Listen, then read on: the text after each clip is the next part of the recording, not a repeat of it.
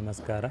ನಮನ ಯೋಗ ಚಾನಲ್ಗೆ ನಿಮಗೆಲ್ಲರಿಗೂ ಸ್ವಾಗತ. ನಾನು ನಿಮ್ಮ ಸುರೇಶ್, ಯೋಗ ಟ್ರೈನರ್. ಸ್ನೇಹಿತರೆ, ನಾನಿವತ್ತು ಭಸ್ತ್ರಿಕಾ ಪ್ರಾಣಾಯಾಮವನ್ನು ಮಾಡುವ ವಿಧಾನವನ್ನು ಹಾಗೂ ಅನುಸರಿಸಬೇಕಾದ ಒಂದು ಕ್ರಮವನ್ನು ಹಾಗೂ ಈ ಪ್ರಾಣಾಯಾಮವನ್ನು ಯಾರು ಮಾಡಬಾರ್ದು ಹಾಗೂ ಮಾಡುವುದರಿಂದ ಏನು ಪ್ರಯೋಜನವಿದೆ ಎನ್ನುವ ಒಂದು ಸಂಪೂರ್ಣವಾದ ವಿವರವನ್ನು ನಾನು ನಿಮಗೆ ತಿಳಿಸ್ಕೊಡ್ತೀನಿ. ವಿಡಿಯೋವನ್ನು ಸಂಪೂರ್ಣವಾಗಿ ನೋಡಿ.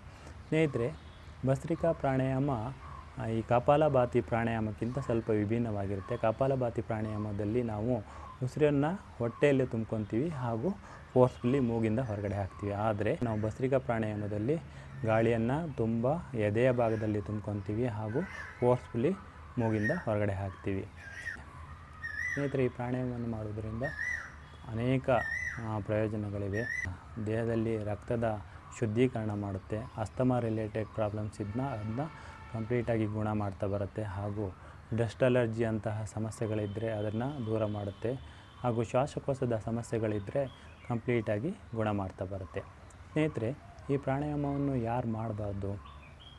ಹೃದಯದ ಸಮಸ್ಯೆ ಇರುವಂಥವರು, ಬೆನ್ನು ಮೂಳೆಯ ಆಪರೇಷನ್ ಆಗಿರುವಂಥವರು, ಹಾಗೂ ಅಧಿಕ ರಕ್ತದ ಒತ್ತಡ ಇರುವಂಥವರು ಹಾಗೂ ಗರ್ಭಿಣಿ ಸ್ತ್ರೀಯರು ಈ ಪ್ರಾಣಾಯಾಮವನ್ನು ಪ್ರಾಕ್ಟೀಸ್ ಮಾಡಬಾರ್ದು. ಸ್ನೇಹಿತರೆ, ಸರಿಯಾದ ಕ್ರಮದಲ್ಲಿ ಭಸ್ತ್ರಿಕಾ ಪ್ರಾಣಾಯಾಮವನ್ನು ಯಾವ ಥರ ಅಭ್ಯಾಸ ಮಾಡಬೇಕು? ಪ್ರಾರಂಭಿಕವಾಗಿ ಭಸ್ತ್ರಿಕಾ ಪ್ರಾಣಾಯಾಮ ಮಾಡುವಂಥವರಿಗೆ 4 ಹಂತದಲ್ಲಿ ಯಾವ ಥರ ಭಸ್ತ್ರಿಕಾ ಪ್ರಾಣಾಯಾಮವನ್ನು ಮಾಡ್ಬೋದು ಅನ್ನೋದನ್ನ ನಾನು ನಿಮಗೆ ತೋರಿಸ್ಕೊಡ್ತೀನಿ. ಸ್ನೇಹಿತರೆ, ಮೊದಲಿಗೆ ಬೆನ್ನು ಮತ್ತು ಕುತ್ತಿಗೆ ನೇರವಾಗಿರಬೇಕು. ಪದ್ಮಾಸನ, ಅರ್ಧ ಪದ್ಮಾಸನ, ಸಿದ್ಧಾಸನ ಹಾಗೂ ವಜ್ರಾಸನ ನಿಮಗೆ ಕಂಫರ್ಟ್ ಆಗಿರುವ ಯಾವುದೇ ಆಸನದಲ್ಲಿ ನೀವು ಕುಳಿತುಕೊಳ್ಬೋದು. ಪ್ರಥಮವಾಗಿ 4 ಹಂತ ಹೇಗೆಂದರೆ, ಮೊದಲನೇ ಹಂತದಲ್ಲಿ ಎರಡೂ ಕೈಗಳನ್ನ ನಿಧಾನಕ್ಕೆ ಮೇಲ್ಗಡೆ ತೆಗೆದುಕೊಂಡು ಹೋಗ್ತೀರಾ. ಗಾಳಿಯನ್ನು ತುಂಬ ಎದೆಯಲ್ಲಿ ತುಂಬಿಸ್ಕೊತೀರಾ ಹಾಗೂ ನಿಧಾನಕ್ಕೆ ಉಸಿರನ್ನು ಹೊರಗಡೆ ಹಾಕ್ತಾ ಕೈಗಳನ್ನ ಕೆಳಗಡೆ ತೆಗೆದುಕೊಂಡು ಬರ್ತೀರಾ. ಎರಡನೇ ಹಂತದಲ್ಲಿ ಕೈಗಳನ್ನ ನಿಧಾನಕ್ಕೆ ಮೇಲ್ಗಡೆ ತೆಗೆದುಕೊಂಡು ಹೋಗ್ತೀರಾ ಹಾಗೂ ಫೋರ್ಸ್ಫುಲ್ಲಿ ಕೈಗಳನ್ನ ಕೆಳಗಡೆ ತೆಗೆದುಕೊಂಡು ಬರ್ತೀರಾ.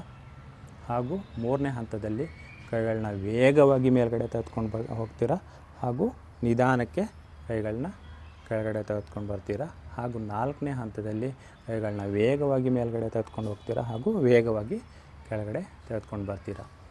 ಇವಾಗ ನೀವು ಈ ಪ್ರಾಣಾಯಾಮವನ್ನು ಪ್ರಾಕ್ಟೀಸ್ ಮಾಡಬೇಕಾದ್ರೆ ಶೋಲ್ಡ್ರ್ ರಿಲ್ಯಾಕ್ಸ್ ಆಗಿರಬೇಕು. ದೇಹದ ಯಾವುದೇ ಭಾಗ ಟೈಟಾಗಿ ಹಿಡ್ಕೊಳ್ಬಾರ್ದು, ಸಡಿಲವಾಗಿರಬೇಕು.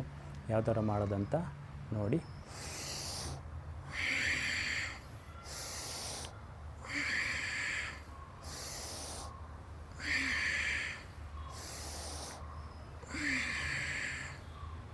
ಎರಡನೇ ಹಂತದಲ್ಲಿ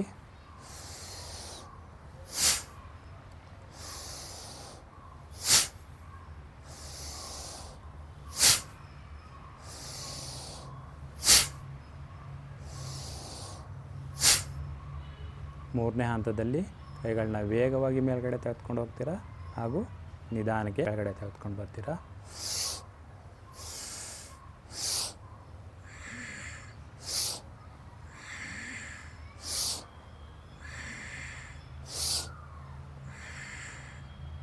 ನಾಲ್ಕನೇ ಹಂತದಲ್ಲಿ ಕೈಗಳನ್ನ ವೇಗವಾಗಿ ಮೇಲ್ಗಡೆ ತೆಗೆದುಕೊಂಡು ಹೋಗ್ತೀರಾ ಹಾಗೂ ವೇಗವಾಗಿ ಕೆಳಗಡೆ ತೆಗೆದುಕೊಂಡು ಬರ್ತೀರಾ.